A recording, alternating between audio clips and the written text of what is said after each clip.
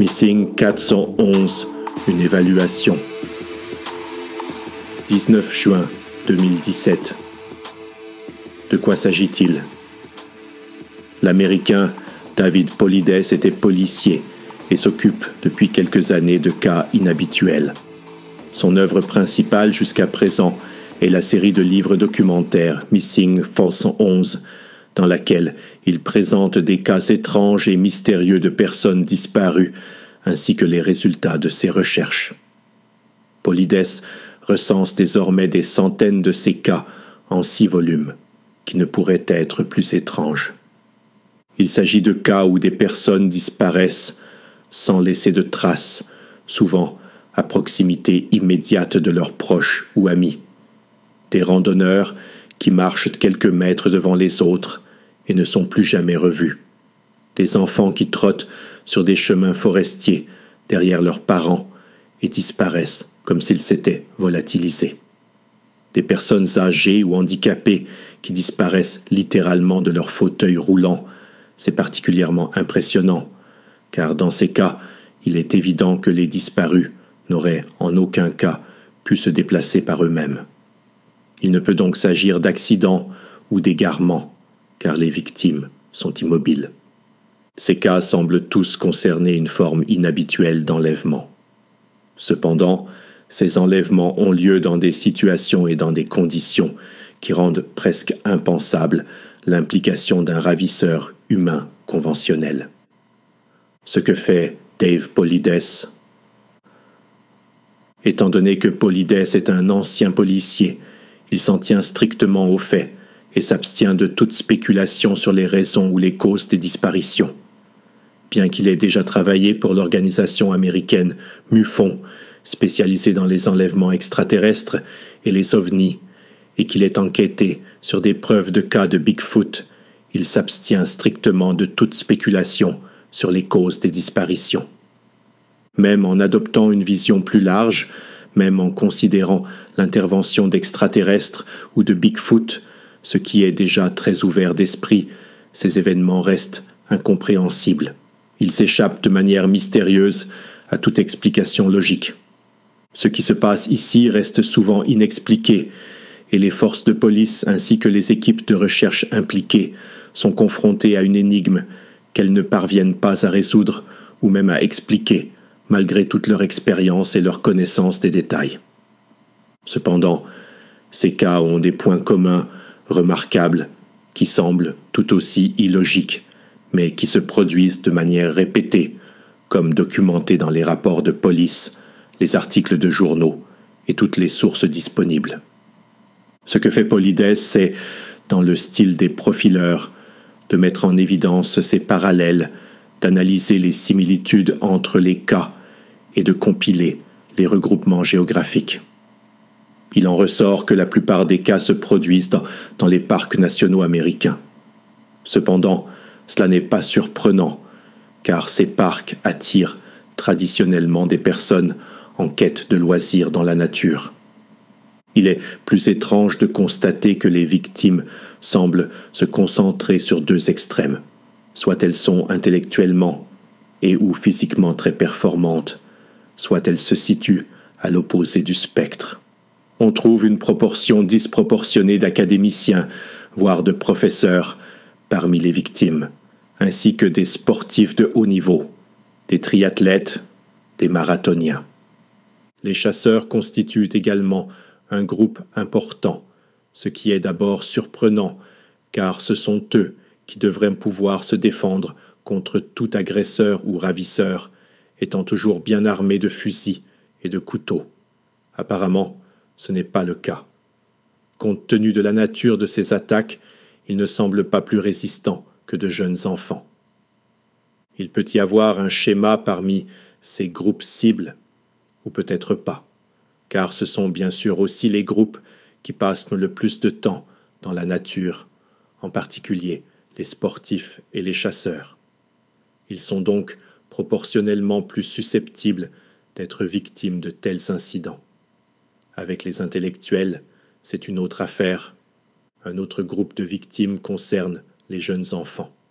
Beaucoup d'entre eux disparaissent directement de la garde de leurs parents, sans laisser de traces, et sont parfois retrouvés à une certaine distance, souvent dans des endroits qu'ils n'auraient jamais pu atteindre par leurs propres moyens, généralement morts.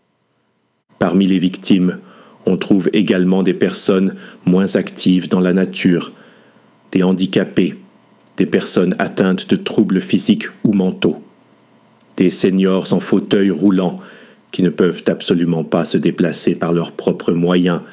Ils disparaissent, tout simplement. Tous ces cas ont en commun que la disparition n'est jamais observée. Parmi les centaines de cas répertoriés par Paulides, pas un seul n'a été vu disparaître par un témoin. Il n'y a pas non plus de cri d'appel à l'aide, sauf dans le cas de Mitchell Dale Stallone, qui a disparu en 2013 à Mesa Verde.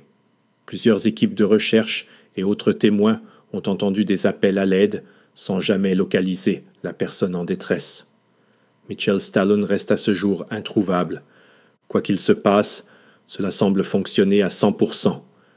Dans aucun cas, la disparition elle-même n'a été observée par un témoin, ce qui exclut pratiquement un ravisseur humain, car tout être humain ferait à un moment donné une petite erreur, deviendrait négligent, omettrait des détails, laisserait des traces, serait vu par des témoins. Pas dans ces cas. Sur les lieux de la disparition, il n'y a jamais de traces de lutte, ni avec un agresseur humain, ni avec un animal. Dès que des indices laissent penser à une telle éventualité, qu'il s'agisse d'un accident avec un animal sauvage, d'une confrontation avec un agresseur humain, d'un suicide ou d'une fuite pour commencer une nouvelle vie, dès que tous ces mobiles et scénarios sont exclus, un cas devient un cas 411. Le déroulement des événements, tels que décrits par les témoins, se répète de manière presque sinistre. Presque toujours, les disparus se séparent du groupe à un moment donné, se plaignant souvent de se sentir mal, disant qu'ils doivent se reposer, retourner au camp, faire une pause et qu'ils reviendront ensuite. Mais cela n'arrive jamais. En l'espace de quelques minutes, ils disparaissent et souvent ne sont jamais retrouvés. Eh bien, pas tous. En général, les victimes peuvent être classées en 3 grands groupes en fonction de l'issue de l'affaire. 1. Ceux qui ne réapparaissent jamais. 2. Ceux qui sont retrouvés morts. 3. Ceux qui sont retrouvés vivants. Chacun de ces 3 groupes présente des particularités étonnantes. Ad 1.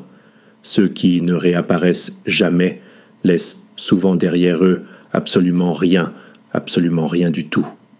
Dans les cas de disparition habituels, il est fréquent de retrouver des objets, des effets personnels, des traces, de l'équipement, une ceinture, des chaussures, un paquet d'allumettes, un mégot de cigarettes, des objets personnels sans grande valeur, ou au moins des traces, des empreintes de pas, une piste que les chiens de recherche peuvent suivre.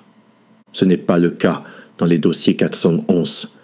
Ici, après la disparition proprement dite des personnes, il semble ne rien rester, comme si elles s'étaient littéralement volatilisées. Ni traces olfactives permettant de suivre leur déplacement depuis le lieu de leur dernière présence. Lorsqu'ils réapparaissent, ils sont généralement morts. Les équipes de recherche retrouvent alors le corps, souvent dans des endroits qui ont été fouillés et ratissés à plusieurs reprises. Parfois, le corps est finalement trouvé à l'endroit où les équipes de recherche prenaient leur pause déjeuner tous les jours ou sur un sentier qu'ils prenaient tous les soirs pour rentrer. Soudain, le corps de la victime apparaît là. Dans un cas, l'enfant disparu a finalement été trouvé allongé sur un arbre renversé qui barrait le chemin emprunté par les équipes de recherche pour rentrer au campement chaque soir. Tous les jours, ils avaient dû escalader cet arbre pour rentrer. Un jour, le corps de l'enfant disparu repose sur cet arbre, comme s'il y avait été déposé. Il est donc impossible que la victime ait été là tout le temps. Qui l'a déposé là? Comment est-elle arrivée là? À 2. les victimes retrouvées mortes posent naturellement le plus grand nombre de questions.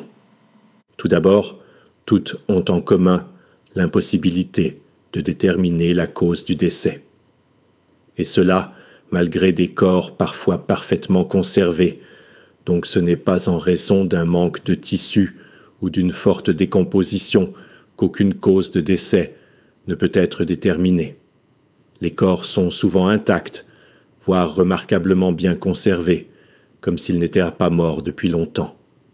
Cependant, aucune blessure externe ou interne, aucune intoxication, rien. Mort, mais aucune cause de décès déterminable, tel est le résultat embarrassant des examens médicaux légaux à maintes reprises. Selon Polydès, c'est une chose inconcevable à notre époque. La médecine légale est une science tellement avancée que ce résultat ne se produit que très rarement dans la vie quotidienne. Les médecins légistes avancent donc souvent des causes de décès alibi comme épuisement, hypothermie ou insuffisance cardiaque, alors que la vérité dans tous les cas est que la cause de la mort n'a pas pu être déterminée. Et cela alors que les victimes ne sont pas rarement des enfants, des athlètes en parfaite forme physique, des alpinistes, des chasseurs, qui ne meurent pas simplement comme ça. Les corps sont très souvent retrouvés près de plans d'eau, dans des lacs, sur les berges de mares, au bord de lits de rivières, etc. C'est un thème récurrent, tout comme les disparitions se produisent presque toujours dans des régions montagneuses avec des affleurements massifs de granit. Mais les corps ont encore plus en commun. Ils sont souvent nus, mais leurs vêtements sont parfois soigneusement pliés à côté d'eux ou déposés un peu plus loin, presque avec soin. Dans aucun des cas, il n'y a d'indice d'abus. Quelles que soient les raisons qui poussent ces gens à être victimes, elles n'ont ni fondement violent, ni sexuel. Même s'ils sont encore habillés, ils sont presque toujours sans chaussures ni chaussettes.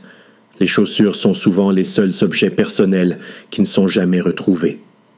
Les autopsies révèlent à plusieurs reprises que les victimes ne sont pas mortes depuis aussi longtemps qu'elles ont été portées disparues.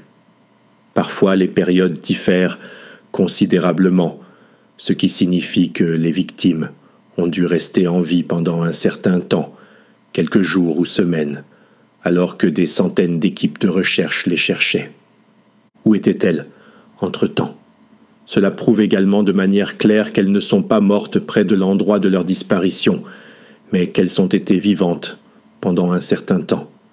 Mais pourquoi n'ont-elles pas été retrouvées vivantes par les équipes de recherche autour du lieu de leur disparition si elles étaient encore en vie à ce moment-là? La seule réponse est qu'elles n'étaient plus sur place. Mais où étaient-elles alors? Ou quand? À Détroit. Le petit groupe des retrouvés vivants présente également des particularités étranges. Tous les disparus retrouvés vivants ne peuvent rien dire de leur disparition. Seule une infime proportion d'adultes est retrouvée, mais ceux-ci ne se souviennent absolument de rien.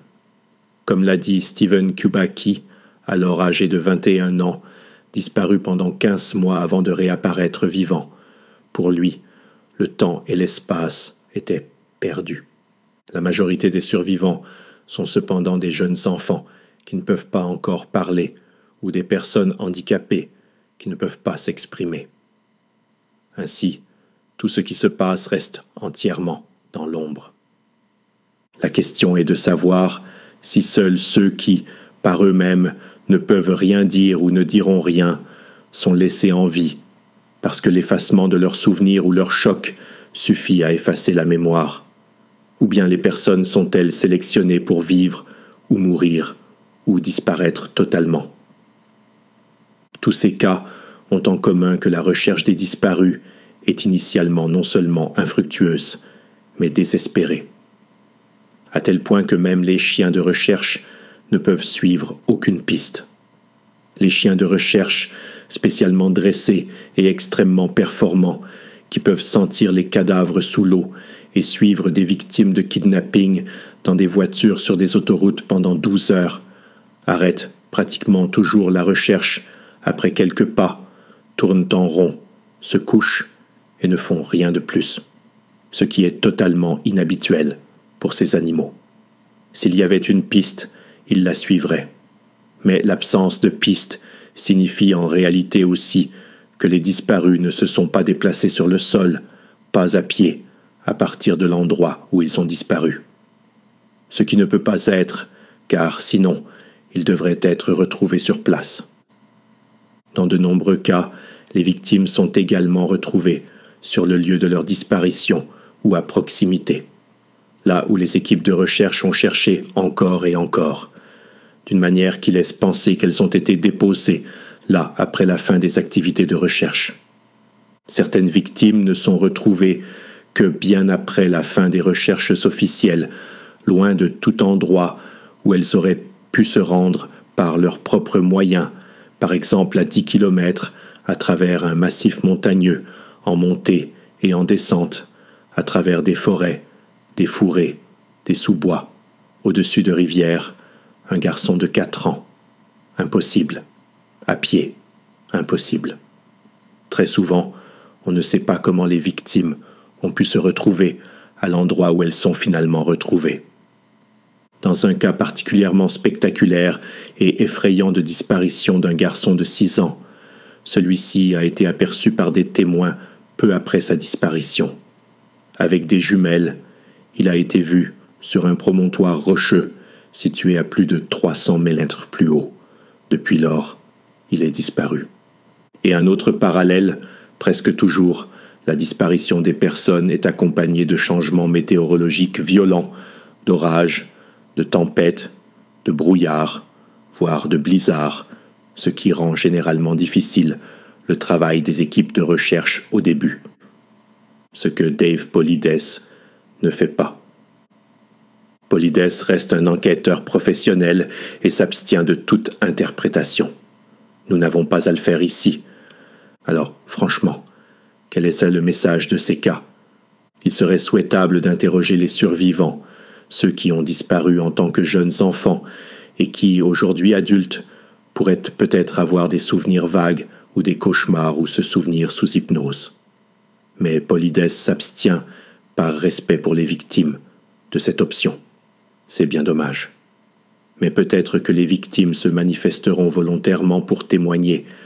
Certains parents de jeunes enfants survivants ont vaguement rapporté que leurs enfants auraient dit avoir suivi un ours ou un grand chien qui marchait sur 2 pattes, qu'ils s'étaient occupés d'eux, les avaient réchauffés, leur avaient donné de l'eau et des baies, et les avaient finalement ramenés. Un récit qui rappelle Bigfoot ou même un skinwalker, un esprit qui peut changer de forme selon une légende amérindienne. Cependant, il y a suffisamment de détails qui rendent l'implication de Bigfoot, un hominidé qui se promène dans les forêts du nord de l'Amérique du Nord, encore trop réaliste. Comme on l'a dit, bon nombre des victimes sont des chasseurs lourdement armés. Même l'attaque la plus habile d'un grand et puissant chasseur comme Bigfoot, par exemple, contre un chasseur, un athlète bien entraîné ou un joueur de football robuste serait risquée, serait un combat à mort pour les deux et se solderait parfois par un échec. Le chasseur se défendrait, utiliserait ses armes, il y aurait du sang. Un combat serait inévitable et au moins des traces de ce combat seraient présentes sur les lieux de la disparition. De plus, les animaux ne dissimulent pas leur proie. Les ours mangent généralement une partie d'un repas et laissent le cadavre.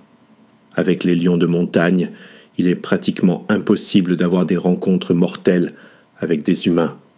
Mais rien de tout cela ne se produit dans ces cas. Aucune trace. Absolument aucune.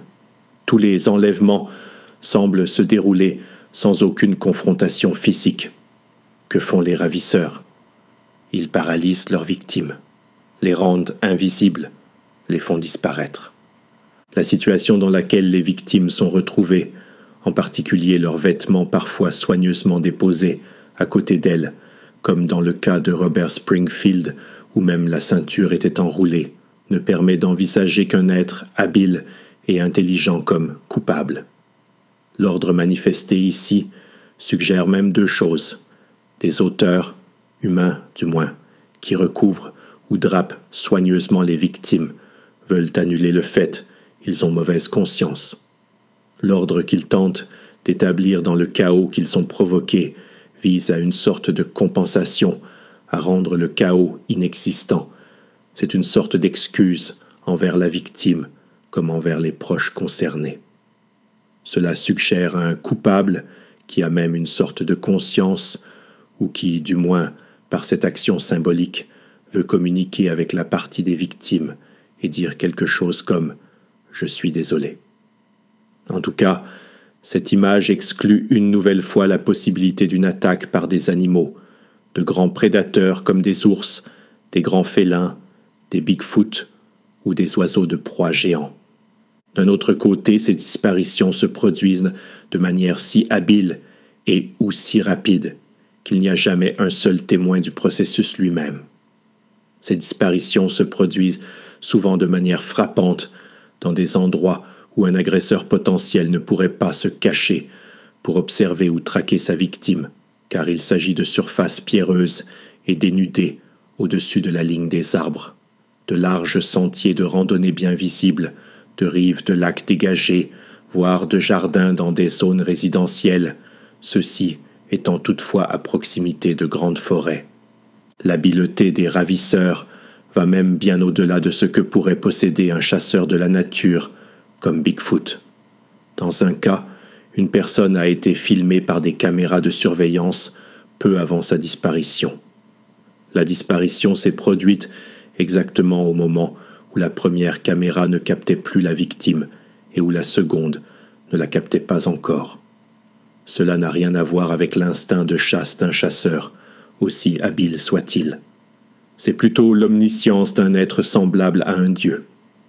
De nombreuses personnes disparues ont été vues quelques secondes avant leur disparition. Ils étaient simplement les derniers d'un groupe de randonneurs, ou les premiers, ceux qui ont disparu un instant en tournant un coin de rue. Pour toujours. Par exemple, le skieur George Carter, qui a disparu en 1950 au mont St. Helens et n'a jamais été retrouvé. La disparition n'est pratiquement jamais accompagnée d'une quelconque confrontation audible ou de traces retrouvées. Aucun appel à l'aide, aucun tir de sommation d'un chasseur, même pas une branche cassée au bord du chemin. Rien. Naturellement, surnaturel. Tout cela pointe dans une seule direction. Il faut inclure dans ces réflexions des éléments que notre conception normale de la réalité exclut, car on pense pouvoir être convaincu de leur inexistence. Un cas récent exprime particulièrement bien cette idée. Une vieille dame a disparu, et même pendant que les équipes de recherche fouillaient la zone, son téléphone portable la localisait encore dans la région, mais elle n'a pas pu être retrouvée. Lors d'un appel téléphonique avec son téléphone portable, on a entendu des bruits étranges, des grognements et des cris, ainsi que des appels à l'aide de la dame. Et pourtant, elle n'était plus sur place, bien que le téléphone portable soit toujours localisé, comme si la connexion électromagnétique du téléphone portable fonctionnait encore, mais que les personnes n'étaient plus visibles. Plusieurs cas de ce genre sont documentés, notamment celui du quarterback Cullen Finnerty, qui a passé plusieurs appels téléphoniques avec sa petite amie pendant sa disparition et a appelé à l'aide. La question est donc, où sont emmenés les disparus? Sont-ils simplement transportés dans un autre endroit ou sont-ils transportés dans une autre dimension, une autre époque ou quelque chose de semblable par un mécanisme totalement inconnu? La vieille dame et le quarterback semblent avoir été là et pas là en même temps, de manière mystérieuse, comme s'ils étaient invisibles et qu'une connexion électromagnétique avec le téléphone portable était encore possible, mais qu'ils n'étaient plus physiquement, matériellement, partis de ce monde ou aussi difficile à imaginer, qu'ils avaient été rendus invisibles avec le téléphone portable. Un autre détail de ces cas et qu'ils semblent se produire de manière disproportionnée dans des endroits portant le nom de Devil, un diable. Il peut y avoir de nombreuses raisons pour lesquelles un lieu s'appelle rivière érable ou forêt de chênes ou encore rivière du diable. Parfois, cela peut simplement être dû à des événements survenus en ce lieu. Et comme nous l'avons déjà noté au début, ces cas remontent à plus de 200 ans. Il est possible que des événements se produisent régulièrement à ces endroits depuis très longtemps, incitant les habitants à leur donner un tel nom. Il est même possible que les victimes ne soient pas délibérément tuées, mais qu'elles ne supportent pas bien le passage à travers les dimensions. Apparemment, cela semble au moins les surcharger mentalement, ce qui pourrait expliquer leur perte de mémoire, peut-être à cause d'un choc. Les jeunes enfants et les handicapés peuvent simplement ne pas subir ce choc parce que leur monde est déjà un monde de merveilles et parce qu'ils n'ont peut-être pas encore le même type de raison susceptible d'être dépassés. Cela expliquerait aussi pourquoi les disparus disparaissent sans laisser de traces et pourquoi il semble si facile pour eux de ne pas pouvoir résister. Comme l'a montré l'appel téléphonique avec la vieille dame, ils peuvent peut-être se défendre, mais plus dans ce monde. J'avais déjà mentionné ailleurs « There is something completely wrong » qu'une explication de l'apparition répétée et de la disparition de Bigfoot pourrait être liée à une sorte de perméabilité de l'espace-temps. Ces créatures archaïques, arrivant peut-être par accident dans notre monde, qui ne diffèrent essentiellement pas du leur, une forêt est une forêt, par une fissure dans le continuum espace-temps et retournant peu après dans le leur. Cela expliquerait les observations, mais aussi pourquoi on ne parvient finalement jamais à obtenir un corps.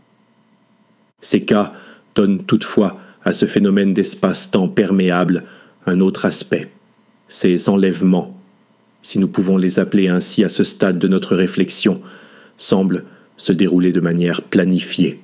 Ce ne sont pas des rencontres fortuites avec un homme préhistorique, un Bigfoot, projeté accidentellement à travers les temps et désorienté, qui, en désespoir de cause, attaque et kidnappe un être humain.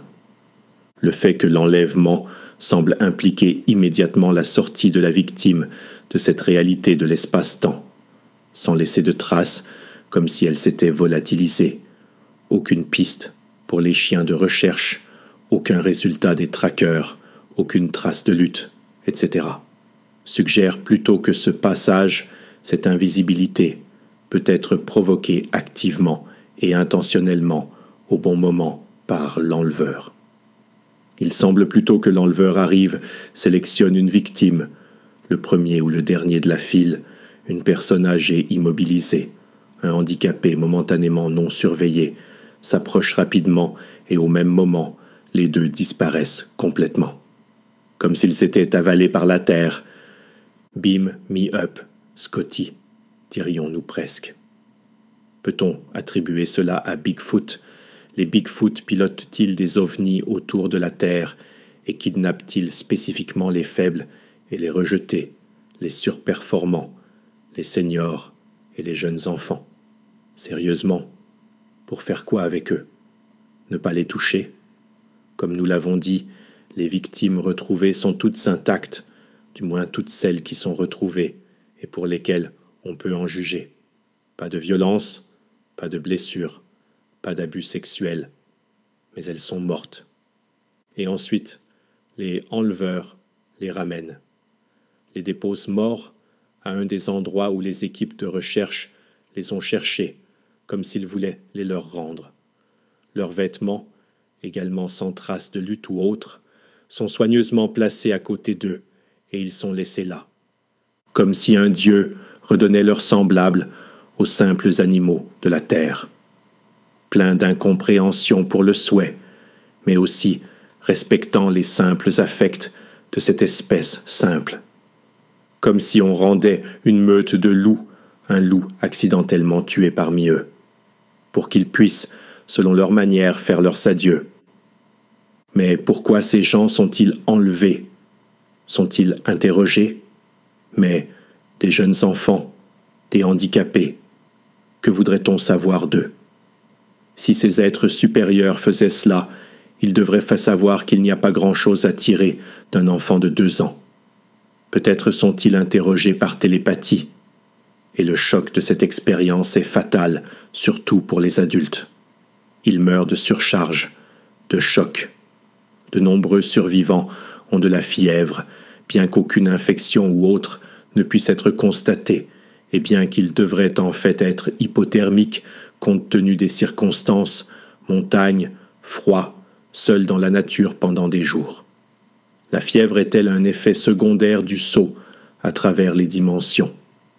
Le fait que la mort des victimes soit apparemment acceptée ou même provoquée suggère que les enleveurs ne valorisent pas la vie humaine comme nous, soit parce qu'ils ne meurent pas comme nous, soit parce qu'ils ont une éthique qui considère la mort d'un individu comme insignifiante. Mais leur comportement semble vouloir, dans la mesure du possible, respecter nos affects et nos méthodes. Ce qu'ils font semble nécessaire ou significatif, mais ils ne veulent pas infliger plus de souffrance que nécessaire aux humains. Ou est-ce plutôt un scénario à la Terminator?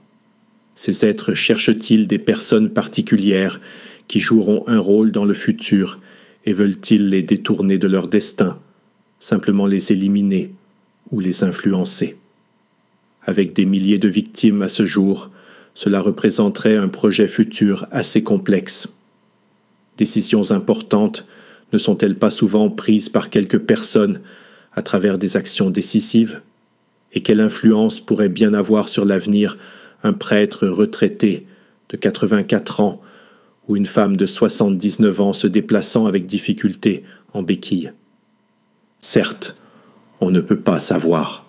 Peut-être que le prêtre fait une crise cardiaque le lendemain et cause un accident de voiture avec son chauffeur, dans lequel la mère du futur président des États-Unis meurt avant d'avoir pu avoir un enfant.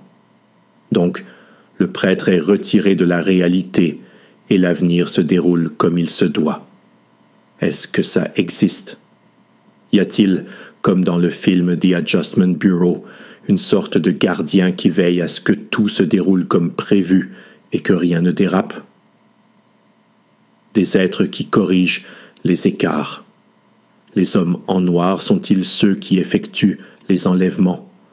Après tout, toutes les histoires des hommes en noir se distinguent par le fait qu'elles semblent étranges et hors de ce monde, mais qu'elles ne blessent jamais personne, posant seulement des questions et orientant les concernés dans une direction spécifique, sans jamais recourir à la violence ou causer de préjudice. Ici, c'est différent. Ici, les gens disparaissent, et la plupart d'entre eux ne sont jamais retrouvés ou sont retrouvés morts. Un phénomène des plus étranges. Voici maintenant les cas. Faites-vous votre propre idée. L'absurdité des incidents n'apparaît que dans la multiplicité des cas. Là où certains d'entre eux ressemblent encore à des coïncidences et à des malheurs, là où l'on peut encore imaginer une explication non mystérieuse, d'autres deviennent de plus en plus inexplicables, illogiques en soi, déconcertants. Mais lisez vous-même, Hunter.